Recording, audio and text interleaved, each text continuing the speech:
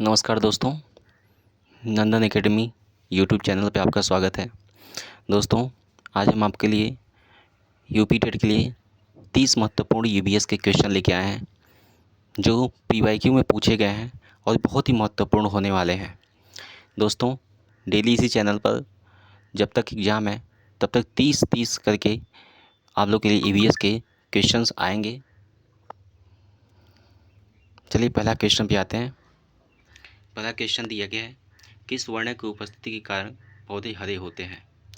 तो किस वर्ण की उपस्थिति के कारण पौधे हरे होते हैं? Option number D. इसका ऑप्शन क्या हो जाएगा? डी हो जाएगा। ऑप्शन नंबर डी, क्लोरोफिल के कारण जो पौधे होते हैं हरे होते हैं। क्वेश्चन नंबर सेकंड पे आइए। विश्व पर्यावरण दिवस कब मनाया जाता है? 5 जून, 2 दिसंबर, 16 सितंबर, 11 जुलाई। तो इसका आंसर क्या हो जाएगा? इसका आंसर हो जाएगा 5 जून। क्या हो जाएगा? 5 जून हो जाएगा इसका आंसर। ठीक है, आगे आइए। क्वेश्चन नंबर थर्ड पर आइए।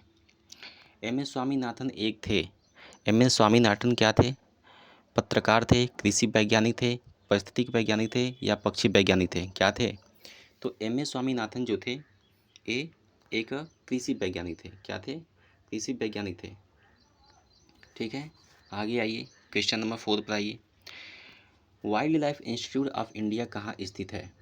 Wild life institute of India कहाँ स्थित है? नई दिल्ली, कोयम्बटूर, अहमदाबाद या देहरादून? तो ये कहाँ स्थित है? देहरादून में स्थित है। कहाँ स्थित है? देहरादून में।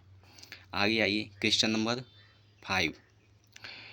प्रकाश संश्लेषण के दौरान पादप निम्नलिखित में से किसे सोखते हैं? तो किसे सोखते हैं? ऑक्सीजन, नाइट्रोजन, कार्बन डाइऑक्साइड या सल्फर? तो इसका राइट आंसर क्या हो जाएगा? इसका राइट आंसर हो जाएगा कार्बन डाइऑक्साइड। छठा क्वेश्चन देखिए। अपशिष्ट उत्पादों को खाने वाले जीवों को कहा जाता है। जो अपशिष्ट उत्पादों को खाने वाले जीव होते हैं उन्हें क्या कहा जाता है? शाकभक्षी, मितकभक्षी, मांसभक्षी या रासायनिक भक्षी? तो जो अपशिष्ट पदार्थ खाते हैं उन्हें क्या कहा जाता है? कि मितकभक्षी कहा जाता है। क्या कहा जाता है? मितकभक्षी कहा जाता है। आगे देखिए क्वेश्चन नंबर 7। तप्त बहुमजल में किस प्रकार की ऊर्जा प्राप्त होती है? तप्त बहुमजल में भूतापीय ऊर्जा प्राप्त होती है, जल विद्युत ऊर्जा, सौर ऊर्जा या नाभिकीय ऊर्जा प्राप्त होती है? तो इसका राइट आंसर क्या हो जाएगा? इसका राइट आंसर हो जाएगा ए, भूतापीय ऊर्जा। ठीक है, आगे आइए। क्वेश्चन नंबर 8 पर आइए। 16 घास स्थल कहाँ पाए जाते हैं? तो जो 16 घास स्थल हैं कहाँ पाए जाते हैं? पश्चिमी घाट, पूर्वी घाट, हिमालय या विंध्याचल? तो इसका राइट आंसर क्या हो जाएगा? इसका राइट आंसर हो जाएगा पश्चिमी घाट। 16 घास पश्चिमी घाट पर पाए जाते हैं। आगे देखिए। भारत में पेलिकन पक्षी कहाँ प्रजनन करते हैं? जो पेलिकन पक्षी होते हैं कहाँ प्रजनन करते हैं?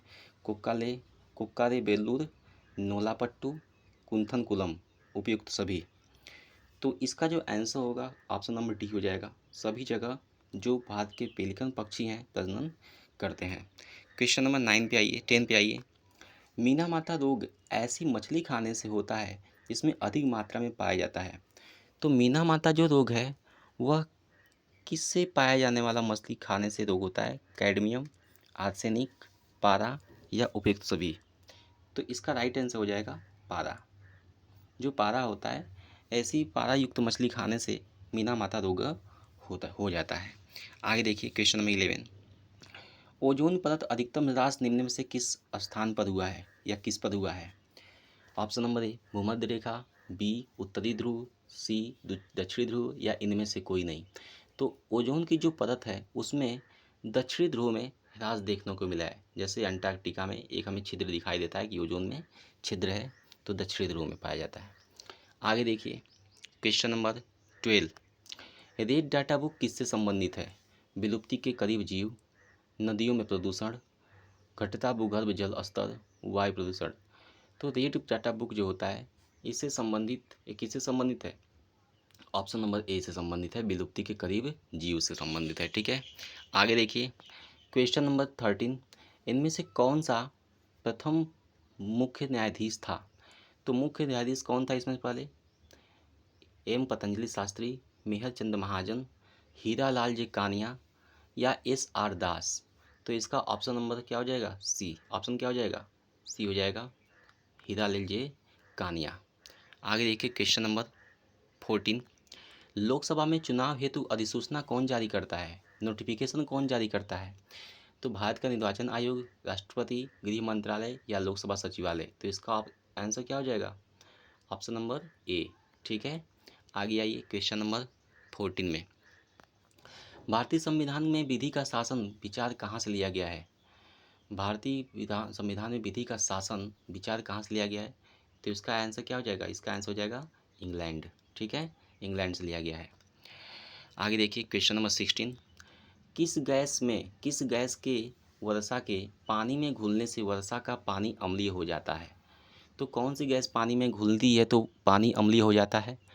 Hydrogen peroxide, nitrogen monoxide, carbon dioxide, sulphur dioxide?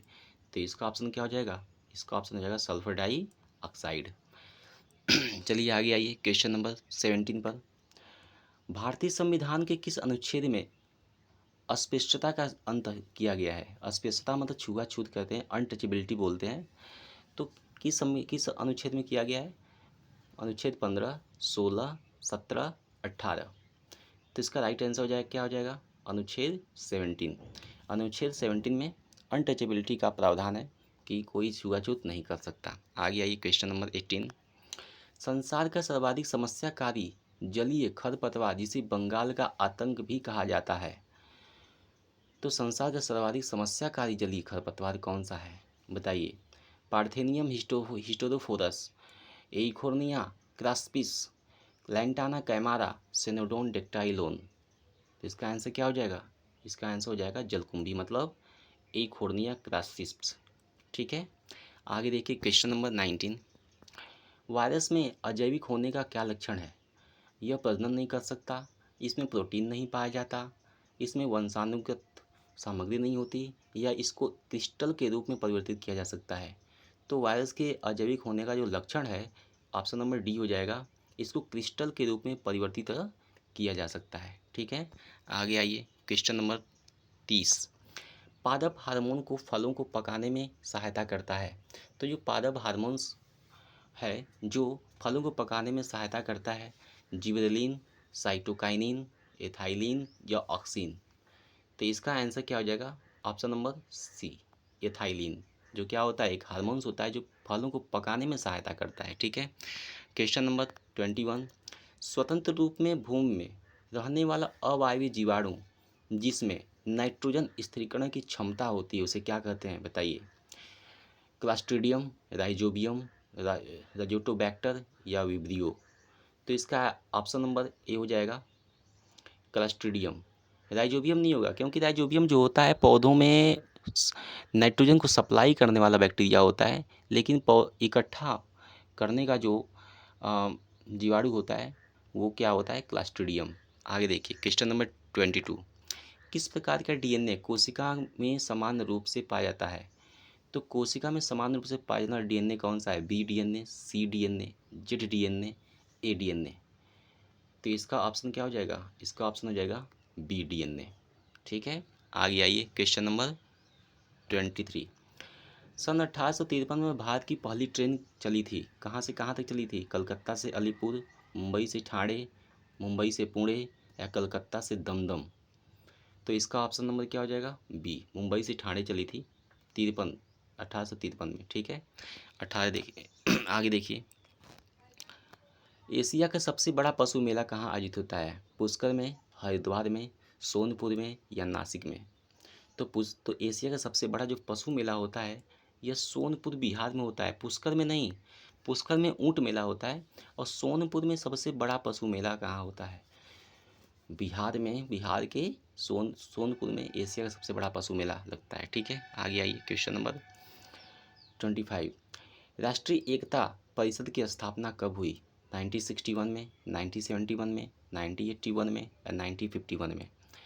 तो राष्ट्रीय एकता परिषद की स्थापना जो हुई थी वो 1961 में हुई थी। आगे देखिए क्वेश्चन नंबर 26। 2026 क्वेश्चन। समता के अधिकार का उल्लेख संविधान के किस अनुच्छेद में मिलता है? 14 से 18, 23 से 24, 25 से 28 या 19 से 22 किस अनुच्छेद में मिलता है समता के अधिकार। तो समता के अधिकार का जो उल्लेख है क्वेश्चन नंबर प्रश्न आंसर नंबर ए में मिलता है अनुच्छेद 14 से लेकर के 18 तक। आगे देखिए 27 क्वेश्चन, किस देश में लचीला संविधान लागू है। तो किस देश का संविधान सबसे लचीला है बताइए। चीन का, अमेरिका का, भारत का या फिर यूनाइटेड किंगडम था। तो यूनाइटेड किंगडम का जो संविधान है सबसे लचीला संविधान है, सबसे छोटा और सबसे लचीला संविधान है। छोटा नहीं कर सकते, छोटा तो अमेरिका का है, लेकिन सबसे लचीला जो है यूनाइटेड किंगडम मतलब इंग्लैंड का है। आगे आइए क्वेश्चन नंबर 28 में, पूर्वा किस अधिवास में शामिल है। जो पूर्वा होता है किस सेटलमेंट में शामिल होता है पूर्वा। तो देखिए ग्रामीण, अपखंडित, नगरीय। तो इसका आंसर क्या हो जाएगा ऑप्शन नंबर बी, ग्रामीण या ग्रामीण। ठीक है, आगे आइए क्वेश्चन नंबर 29, निम्नलिखित में से कौन सा ज्वालामुखी पर्वत है। वह कौन सा पर्वत है जो ज्वालामुखी युक्त है।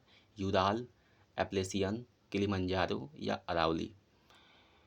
तो ध्यान दीजिएगा जो अरावली है सबसे पुराना है, सबसे पुरानी पर्वत है, और जो किलिमंजारो है ऑप्शन नंबर सी, ये क्या है एक ज्वालामुखी पर्वत है। ठीक है, आगे आइए क्वेश्चन नंबर 30, एलिफेंटा द्वीप कहाँ स्थित है। तो एलिफेंटा द्वीप कहाँ स्थित है, गोवा तट, मुंबई तट, गंगा डेल्टा या कच्छ का तट। तो एलिफेंटा द्वीप कहाँ स्थित है, इसका ऑप्शन क्या हो जाएगा, इसका आंसर हो जाएगा option number B. Option number B में जो है एलिफेंटा आइलैंड अवस्थित है। ठीक है, तो दोस्तों ये आपके 30 क्वेश्चन कंप्लीट हुए। ईवीएस के लिए बहुत ही महत्वपूर्ण होने वाले हैं और ये पीवाईक्यू में पूछे गए हैं, प्रीवियस से पूछे गए क्वेश्चन हैं। दोस्तों आशा करता हूँ कि वीडियो आपको अच्छी लगी होगी, इसलिए इसके लाइक शेयर और सब्सक्राइब जरूर करिएगा। धन्यवाद।